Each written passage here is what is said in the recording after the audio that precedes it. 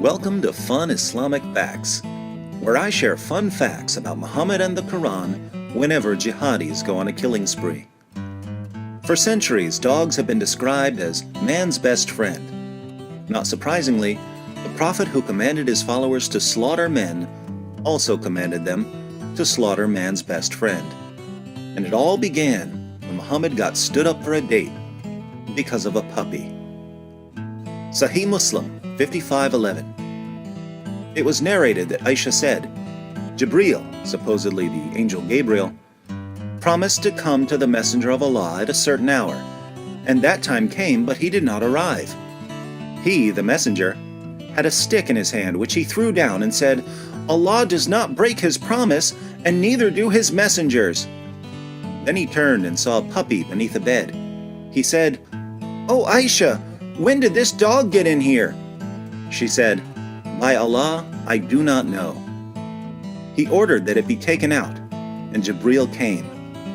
The Messenger of Allah said, "You made an appointment with me, and I waited for you, but you did not come."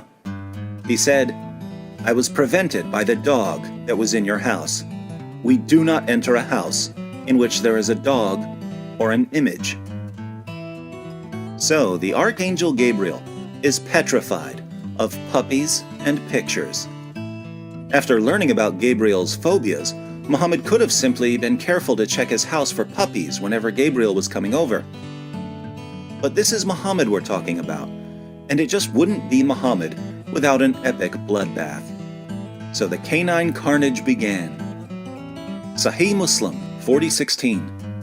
It was narrated from Ibn Umar that the Messenger of Allah ordered that dogs be killed. Sahih Muslim 40:18. It was narrated that Abdullah bin Umar said, "The Messenger of Allah used to order that dogs be killed, and I went throughout Al-Madinah until we did not spare any dog, but we killed it, to such an extent that we would even kill the dog of a woman belonging to the desert people." But some of Muhammad's followers complained because they had dogs for hunting and for herding sheep, so Muhammad changed his mind. Sahih Muslim 40:21. It was narrated that Ibn al-Mughaffal said, "The Messenger of Allah enjoined the killing of dogs. Then he said, 'What is the problem with them and dogs?' Then he granted a concession with regard to dogs for hunting and herding sheep."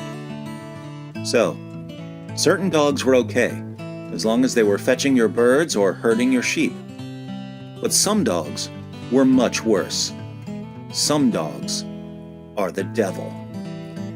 Sahih Muslim 1137. It was narrated from Abdullah bin As-Samit from Abu Dar, who said, "The Messenger of Allah said, 'When one of you stands to offer prayer, he will be screened if he has something in front of him that is like the back of a saddle.